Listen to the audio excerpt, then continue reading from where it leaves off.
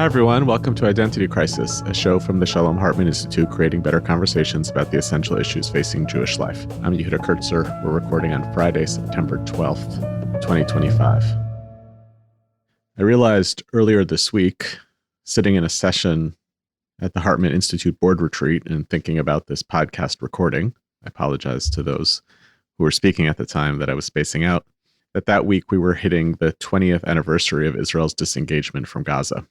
It had kind of arrived in some ways unannounced. I found that kind of interesting. I wanted to explore it. By September 12th, 2005, 20 years ago, as of this recording, all of the settlers had been removed from Gaza, and all of the residential buildings in the settlements had been demolished. The full dismantling of the settlements and military installations took a little while longer. I started thinking then about all of the complexities, historical, sociological, political, of the disengagement, both at the time and now, including the long tail of its legacy among religious Zionists and the nationalist right in Israel, all of the causes and consequences for the rise of Hamas in Gaza, what it all meant for the peace process that the architects of the disengagement were actually trying to prevent from growing at the time, and all of the ways in which that disengagement constitutes one of those useful punctuation marks in the history of this tragic and unending conflict. The punctuation marks help us see a larger story, but they're also kind of exasperating, preventing us from getting free of that very history so that we could start building a different future. Then, during the break of that board meeting, I checked my phone and saw the latest news of the Israeli airstrike on Hamas leadership in Qatar, and I was yanked back from reflecting about 20 years ago into the present, as seems to happen all the time these days. It's trite to keep talking about the whiplash of the news cycle, even between the time we decided to pivot to Qatar and now the Charlie Kirk murder has taken over the airwaves. Yesterday was the anniversary of 9/11. More and more news out of Israel, including, as of about an hour and a half ago, a stabbing attack that took place outside of Jerusalem. But maybe there's something to say about the irrepressibility of the relationship between history in this conflict and the present, as much as we try to keep our focus on one and not the other. Anyway, I'm running out of things to say about the decisions of the Israeli government in perpetuating this war and finding seemingly endless new targets in more and more countries in pursuit of its elusive goal of, quote, winning. Over these 20 years, Israel's approach to Hamas and the Qataris has been rife with paradoxes. In striking Hamas officials in Qatar, Israeli public officials have been insisting belligerently that there is, and this is a quote, no sanctuary for terrorists, no sovereign immunity. This is after 20 years of failed policy of the Netanyahu government that kept Hamas in power, with Israel facilitating the travel of money to its leaders from Qatar. You hear a lot of noise from American Jewish leaders about the rot at the heart of the Qatari leadership, the ways they facilitate anti-Zionist ideas from taking root in American universities, all the while the same leaders giving Prime Minister Netanyahu a pass for his history of entanglements all this time with the same Qatari leadership. Even now, who knows who between Israel and Hamas is negotiating in good faith about the hostages and the end of the fighting. It's fair to say that the Israelis and Hamas will continue to fight and negotiate and mostly fight.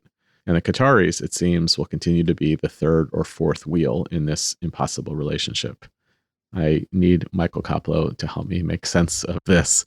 Michael is a repeat guest here on the podcast. He is the Chief Policy Officer at Israel Policy Forum, an organization that I have a tremendous amount of admiration for. He's also a senior research fellow here at the Shalom Hartman Institute. Let's start from the beginning. What's the strategy?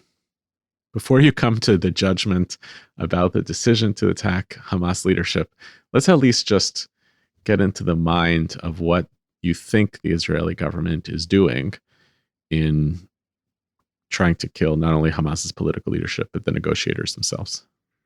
I think there are a few things that are happening here.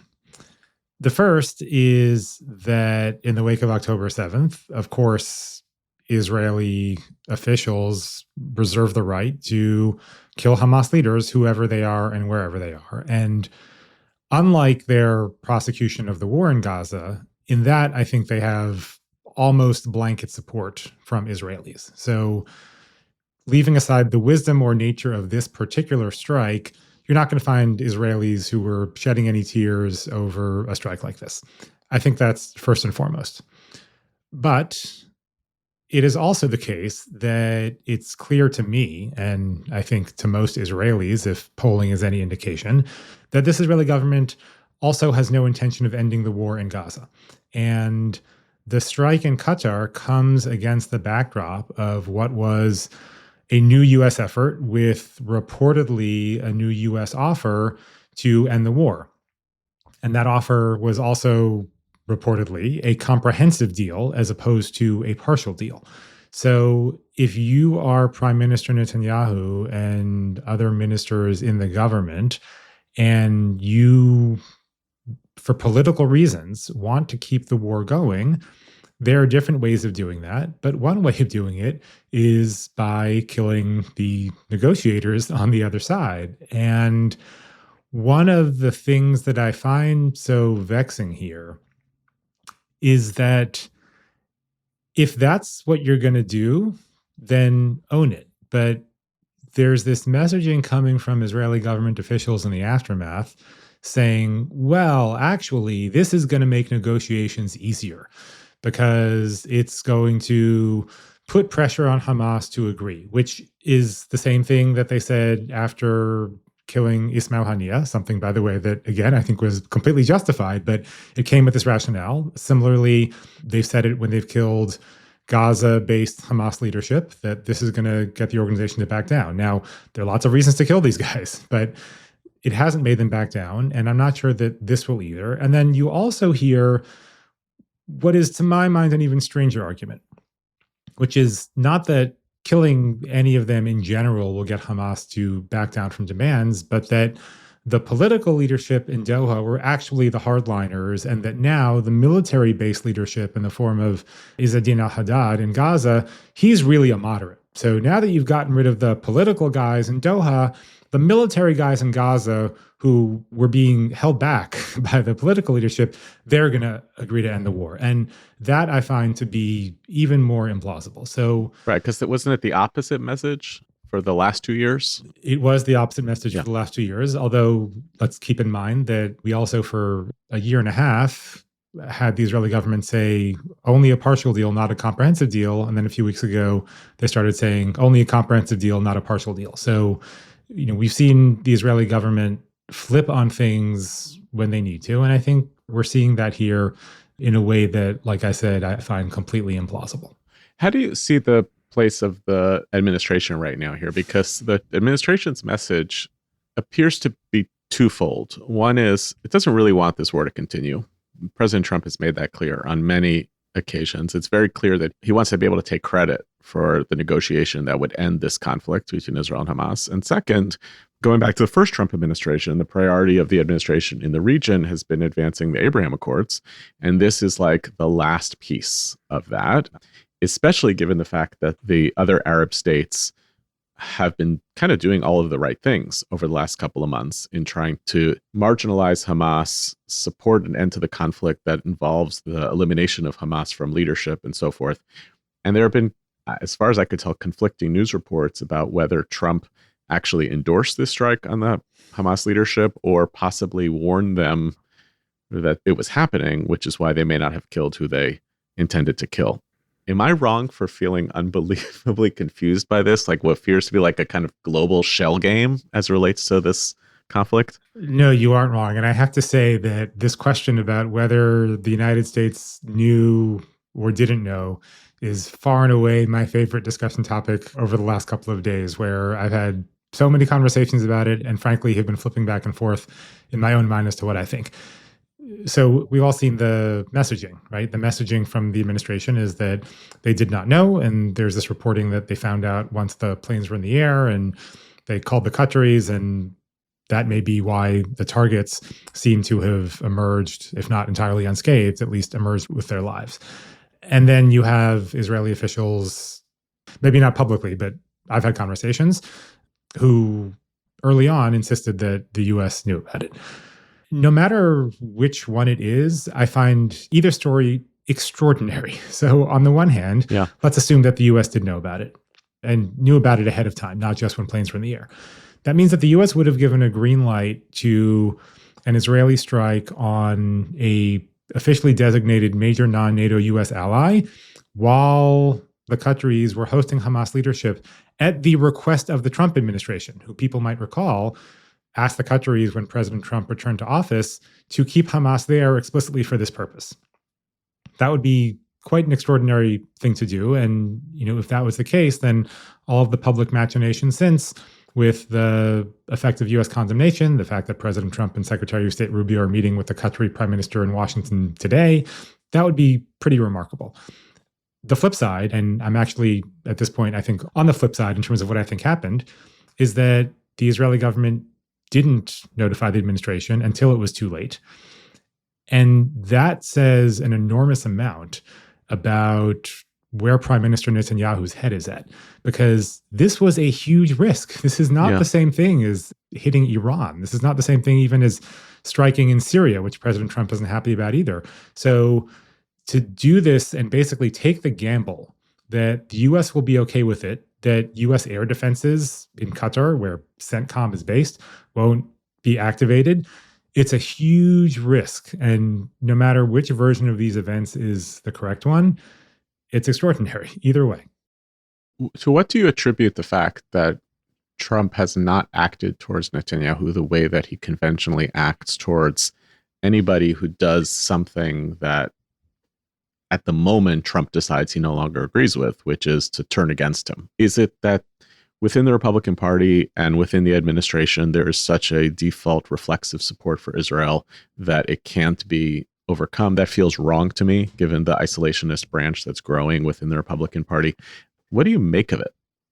I agree with you. I don't think that that's quite the right explanation. And I honestly struggle to figure out exactly what it is. It may be that President Trump and a lot of people in his circle and a lot of people whom he respects, including Steve Witkoff, including Jared Kushner, do have strong relationships with Prime Minister Netanyahu, and that has an impact. It may be that he genuinely sympathizes in a deep way with Israel generally, but particularly after October 7th. President Trump, without question, seems to be personally moved by the plight of the hostages. He meets with hostage families regularly, including this week. And it may be that he views October 7th as such a horrible event and one that is really unique that he does not want to bring the hammer down on the Israeli government. I don't quite know, but it is striking to see so many world leaders who have run afoul of President Trump for presumably lesser offenses. And Prime Minister Netanyahu, while they have had some rocky patches, seems to get away with a lot of things that other world leaders do not. He has a lot of leeway. It's also striking that if it's correct that President Trump has deep regard for the hostages and the hostage families, that he is parsing what the hostage families actually want in ways that run afoul of them. I mean, the hostage families don't speak in one voice. There are hostage families who are supportive of Prime Minister Netanyahu and the all-out campaign in Gaza, but many of them are very public and very outspoken in wanting the war to come to an end and the prioritization of the release. So either he is not hearing that standing up for the hostages is not the same as standing up for Bibi and the continuation of the war, or he takes Bibi at face value that what the prime minister is doing is in pursuit of advancing the negotiations. But both of them seem foolish. I would be surprised if when he meets with hostage families, they come in with a screed against the prime minister. Right. I think that they're almost certainly focused on trying to make President Trump feel important and feel as if he is the only person who can save their loved ones. And in fact, he may be the only person who can save their loved ones. So he may not be hearing that from them. And it's also not clear to me that President Trump actually understands where the Israeli people are at and where Israeli politics is at. I should have thrown this in my last answer. He very clearly has an affinity with Prime Minister Netanyahu that is born out of this sense, and we've seen him put this on Truth Social, that they have both undergone the same sort of persecution from the leftist deep state, that they are both being unfairly targeted by the judicial system, that they are both heroes to their countries and that they are not recognized as such. And that's an enormous tragedy. So it's not actually clear to me that he understands or knows just how unpopular Prime Minister Netanyahu is with Israelis. And even if he does see that polling, he may view it the same way he views things here, which is that he actually has a huge well of support and that the people who are opposing the prime minister do not have the country's best interest at heart, which are all things that he seems to believe about opposition to him here in the United States. You said something earlier that I want to come back to, which is you don't believe that Prime Minister Netanyahu wants to bring the war to an end. I do not. So I want to understand what you mean by that. How much of that you think is about his own political motivations, holding together a coalition with extremists who clearly want the war to continue. What I really want to unpack is the difference between not wanting to bring the war to an end versus wanting the war to yield some sort of absolute winning outcome. And the reason I want to frame it that way is I felt early in the war that in contrast to the positions that emerged quite quickly, who said you have to move quickly to ceasefire, that the Israelis actually had what felt like a plausible argument, which was the goal in every war in human history was winning. Israel went to war against its enemy and wanted to win the war. For them, that meant the elimination of the threat of Hamas in Gaza. And obviously, as a second priority, we know as a second priority because they never prioritized it, the return of the hostages. That strategy has its own logic, right? Continuing to want to eradicate the capacity of Hamas in Gaza. You'd have to then have a plan of what happens afterwards, vis-a-vis not only Hamas, but the Palestinian people. But to say that their goal is absolute victory is something very different than the absolute perpetuation of the war. So I wonder if you could respond to the distinction between these two things and also unpack a little bit what it means when you talk about a desire for absolute perpetuation of the war. I think there is a distinction between these things. And early on, there was indeed a very strong argument for taking the fight to Hamas in every single way possible and not letting up, not giving them any sort of out. Listen, I will say that I was extremely skeptical of that first hostage deal back in November 2023 for this very reason. It was fantastic to see Israeli hostages come home, and the ones who came home in that first deal were also blessedly in pretty good condition, all things considered. But I was worried that that would give an opening to Hamas at a time where it seemed like defeating them could still happen. But we're now almost a full 2 years beyond that. And it should be crystal clear at this point, as it is, by the way, to the IDF and to IDF leadership, who for months now have been urging the acceptance of a partial deal, not the comprehensive deal that's now there, although I'm sure they would like that as well. But they wanted the prime minister to accept a partial deal because I think that even the IDF understands that something has to change. And you simply are not going to be able to have this nitzachon muchlat, the total victory that Prime Minister Netanyahu, talks about, by just killing every last Hamas fighter that you can find. So I don't find it plausible anymore to argue that a total victory simply through the use of the IDF's awesome military power and capabilities is possible. Now, that isn't the same thing as wanting the war to go on perpetually for different reasons. And I think that that second camp is where the prime minister is now. He very clearly wants to keep his coalition together. He very clearly wants to avoid accountability because, let's not forget, it would be easy to mistake this if you listen to the rhetoric coming from Israeli government ministers. But this is the exact same government that was in place on October 7th. Exactly. Mm-hmm. And they were not a new government. They'd been in place for 9 months. And with the exception of the prime minister, almost every single person who was in a position of authority, whether it was the defense minister at the time, Yoav Gallant, whether it was the IDF chief of staff, Herzi Halevi, whether it was the head of the Shin Bet, the heads of Southern Command, IDF military intelligence, go on and on. They have all been forced out or replaced. Prime Minister Netanyahu is still there. And we saw something actually very telling earlier this week or last week, which is that the Israeli state comptroller who, by the way, was appointed by Netanyahu, issued a very tough report on the Israeli government's home front response to October 7th. And the report said that because of decisions this government made, the country was just not prepared and did not respond in an adequate way. The response from the prime minister was twofold. It was A, we contest every single thing you've written on the merits. And B, and this is the more important part, how dare you issue a report like this when we are still fighting and when we are about to embark on a new operation in Gaza City? You are going to contribute to the failure of the war. And I think that right there revealed exactly why the prime minister wants the war to continue. He does not want to have to face accountability for it. And he continuously uses this argument that as long as the fighting is going on, we can't have any sort of commission, no accountability, no investigation. And it's a terrible thing to have to say about an Israeli prime minister. But I think that's where we are. And I don't think it's particularly controversial to say it.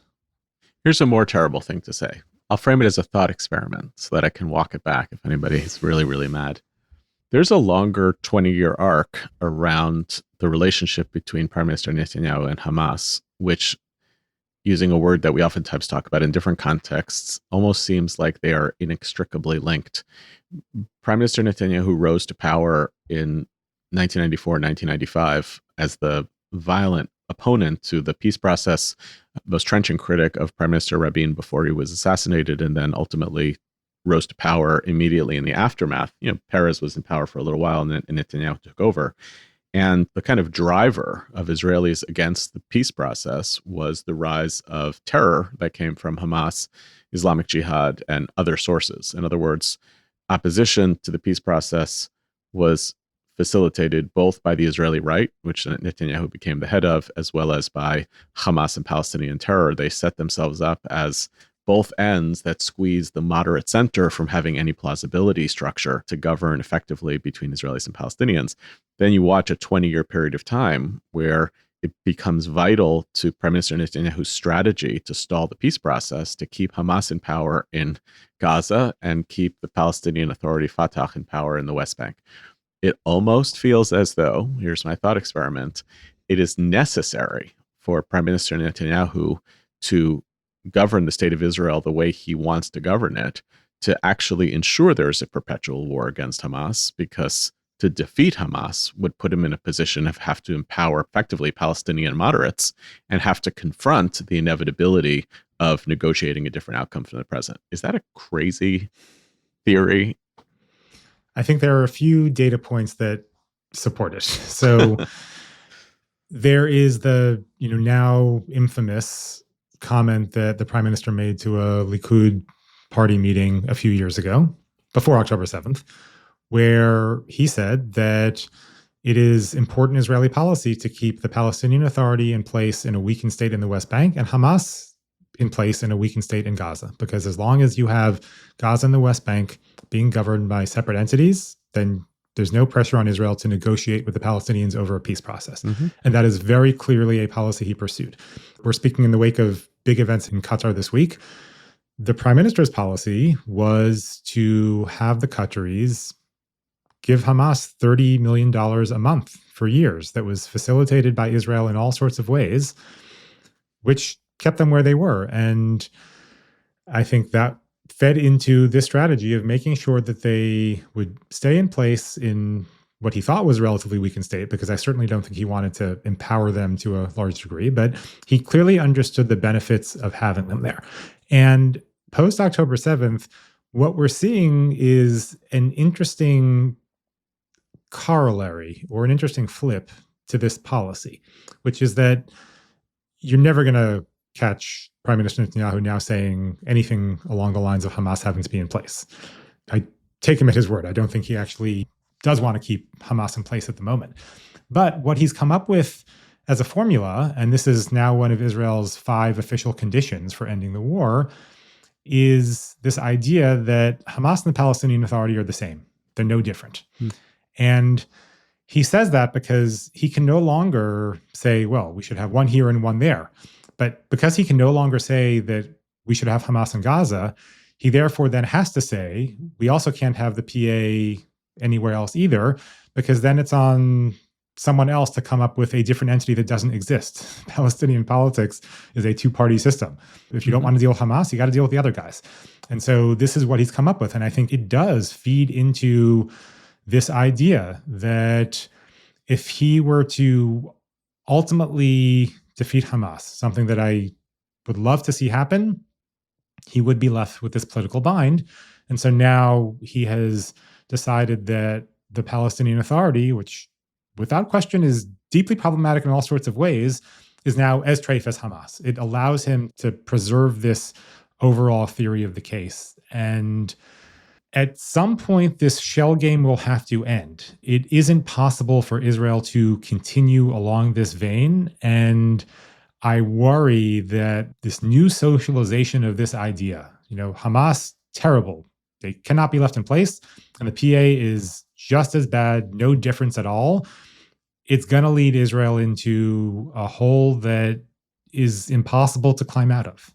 One of the things that Netanyahu has done very well for a long time, though, is also he has managed to kind of allow far-right viewpoints to percolate in sufficient ways that the far-right parties stay connected to him. They ride on his coattails, they keep him in power.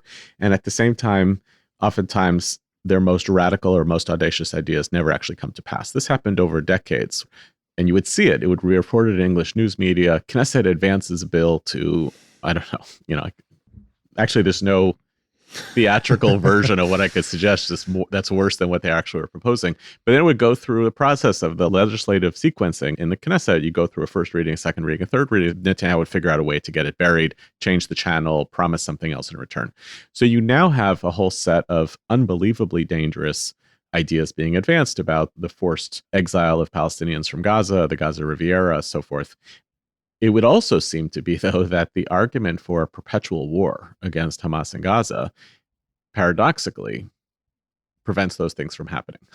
Because those are also day after activities, right? Is that a plausible piece of this? Or do you think that there's something more substantial and more real to some of those ultranationalist threats that are coming? I am very skeptical that we're ever going to see settlements again in Gaza, but maybe I'm being too sanguine. I'm skeptical of that too. But I'm not sure that it requires the end of the war to happen. Listen, the savviest minister in the Israeli government, and maybe the savviest individual inside of all of Israel, is Bezalel Smotrich. And so if you look at what he says and does, you can generally see a few moves ahead.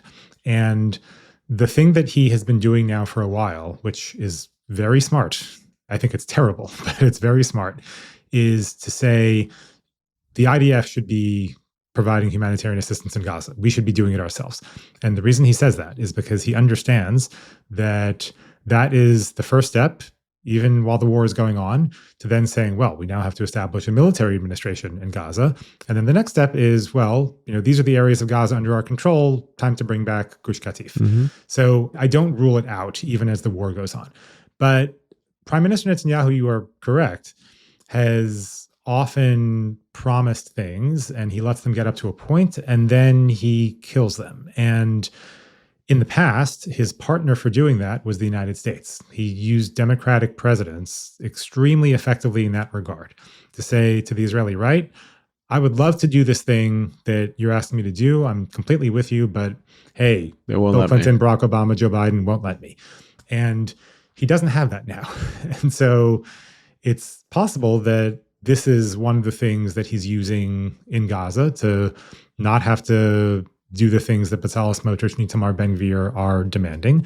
But I also worry that we are misjudging where Prime Minister Netanyahu is right now, because the Prime Minister Netanyahu of September 2025 is not the same guy as 3 years ago, 5 years ago, 10 years ago.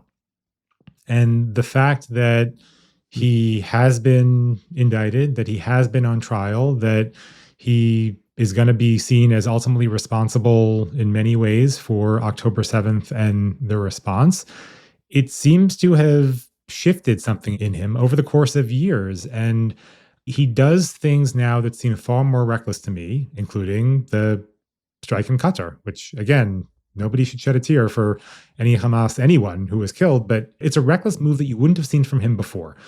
And it makes me cautious about looking at the way he operated for a period of decades and assuming that it's going to continue forever. I worry about it in very serious ways, more so in the West Bank than in Gaza. But I don't think radical things that we in the past wouldn't have contemplated as coming into being, I worry that those things may actually happen. So let's go back to Qatar for a minute. So maybe help make sense of who they even are in this story, because even the response that they exhibit towards the Israelis felt weirdly tepid. We're very mad. It has not seemed to have led to significant regional escalation. Even with the violation of their own sovereign immunity, it has not gotten all of the Arab states particularly angry. And I don't really know what to make of it. And I want to layer onto that the depiction of the Qataris of having a weirdly disproportionate influence around the globe as a rising story among the pro-Israel community here in North America. They're the ones who are underwriting all of the anti-Israel activity at universities. And yet, as you described, they have kind of played an essential role both for the Americans in housing Hamas's leadership as well as for the Israelis in this process. Can you disentangle a little bit about what's going on with the Qataris? Yeah, I agree with some of what you said, and I disagree with other parts of it. The Qataris are indeed fascinating. And my guess is I have this experience more than you do because I'm usually talking about policy things, but you may have had this as well. When I travel around the United States and I speak to many Jewish audiences, one of the most common things that I hear from people is the Qataris. We have to do something about the Qataris. And early on in President Trump's current term, I'd have people come up to me and say, can you believe the way the Qataris have bought off Steve Witkoff? Why doesn't President Trump understand that the Qataris are buying off his closest advisors? People have it in their head that the Qataris are behind every single, the Iranians are kind of foe number one and the Qataris are only slightly behind. So they definitely loom large. And I also want to bring into this conversation the fact that in Israel, there is a big scandal right now. Americans may not be on top of it, but it's known as Qatargate, which is that the prime minister's inner circle, including Yonatan Yurich, his previous, now deposed foreign policy advisor, were being covertly paid by the Qataris since October 7th to disseminate pro-Qatari messaging. So it's a huge problem for the prime minister, this issue with Qatar. Now, the Qataris, in terms of their reaction, I think they want to be seen as the reasonable party here, right? They want to turn to the United States and say, the Israelis are saying all sorts of terrible things about us, but look at how reasonable we are. You asked us to be mediators and we've been mediators. You've asked us to deal with the Israelis, even though we don't have normalized relations with them, and we deal with them face to face. They just struck us in the heart of our capital, and 3 months earlier, we were struck by Iranian missiles as a result of something the Israelis did, and we are effectively turning the other cheek. We are going to continue to act responsibly. I think that's the line that they're trying to push. But the part that I disagree with is I do think we're actually seeing some important responses in the region, which is that all of these other countries who don't particularly like the Qataris are now flocking to Qatar. The Emirati-Qatari relationship is really bad. The Emiratis and the Qataris do not like each other, but you've got Emirati leadership going to Qatar this week. You've got Saudi leadership, and they also don't particularly like the Qataris, going to Qatar this week to show solidarity. And even with the Emiratis, who far and away have the strongest relationship with Israel in the Arab world, the relationship with Egypt and Jordan is more important, but it's not as warm.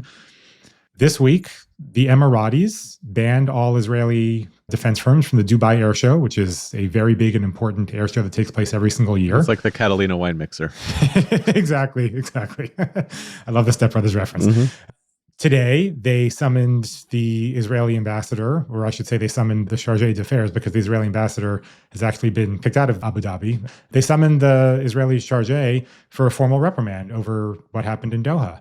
So we actually are seeing the states coalesce around Qatar in ways that wouldn't have happened before. And, when we say, so what's the fallout from the strike in Doha? Did it put the region on fire? No, and frankly, I didn't expect it to.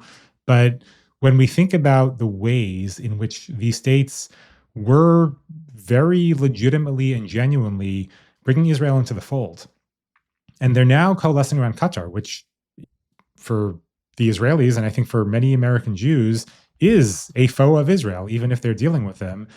That is not a very good development. It's not a good development for the future of Abraham Accords expansion. And it's not a good development for the general regional balance, especially if you view the Turkey-Qatar Muslim Brotherhood axis as being the next emerging threat after Iran. So it's why I think that despite the fact that killing Hamas leaders wherever they are should be completely legitimate, this wasn't necessarily a smart thing to do in the wider scheme of things. Let me ask you a last question, which is to kind of come back full circle to where I started. Looking back on 20 years of disengagement, there are some very clear plot points to be able to say, oh, the disengagement led to this, right? Obviously, the empowering of Hamas in Gaza, the building of the tunnel system, right? The story that emerged in the West around this idea of Gaza as an open-air prison, a place that is, according to the Israelis, not under occupation, according to everyone else in the world, yes, under occupation because of the control of entry, exit, etc.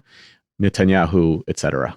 There are also so many subtle things that happened in Israel as a result of disengagement. One of the most fascinating is the rise of this kind of hybrid, nihilistic, apocalyptic thread of religious Zionism, which had to confront something it had never had, which is receding from territory of the land of Israel. It had always been kind of amassing more and more and had to kind of confront partial redemption as a piece of its story.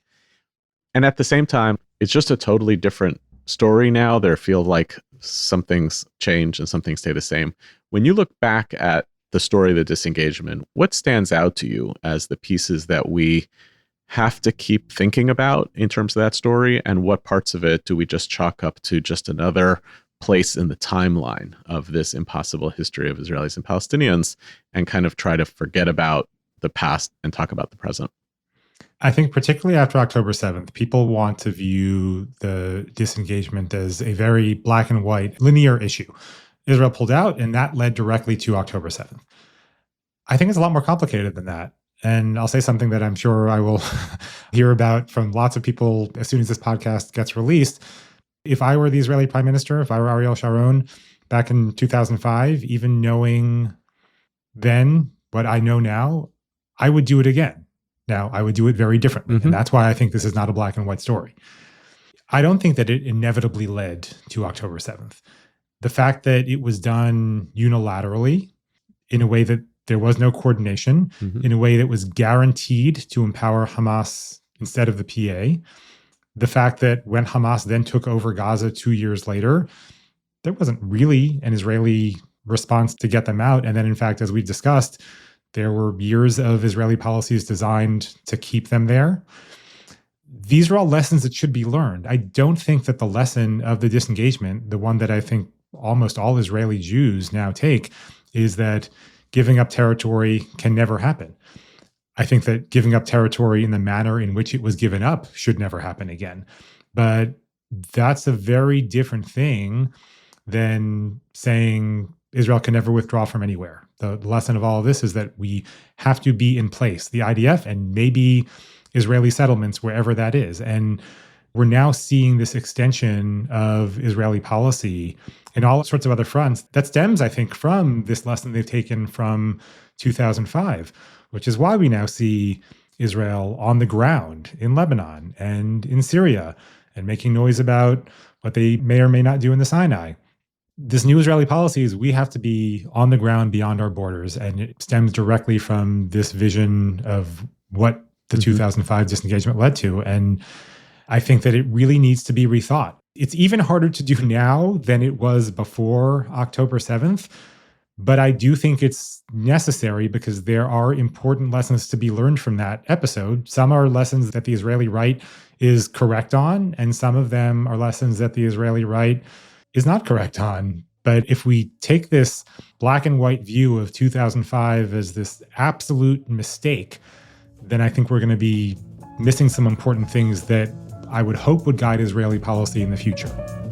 Thanks for doing this. My pleasure.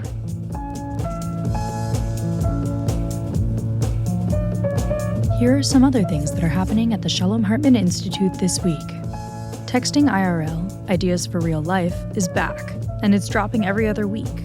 Alana Stein-Hain brings practitioners in their field to mine Jewish texts for wisdom, to act with integrity when facing the big dilemmas of our time. Check out the latest episode where Alana Stein-Hain and Olam CEO Deanna Ginsburg turn to Rav Kook's Fourfold Song to explore how Jews can navigate competing commitments of caring for their own communities and for the wider world.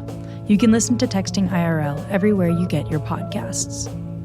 Thanks for listening to our show, and special thanks to our guest this week, Michael Koplow. Identity Crisis is produced by me, Tessa Zitter, and our executive producer is Maytal Friedman. This episode was produced with assistance from Annie Beyer-Chaffetz, researched by Gabrielle Feinstone, and edited by Josh Allen, with music provided by SoCalled. Transcripts of our show are now available on our website, typically a week after an episode airs.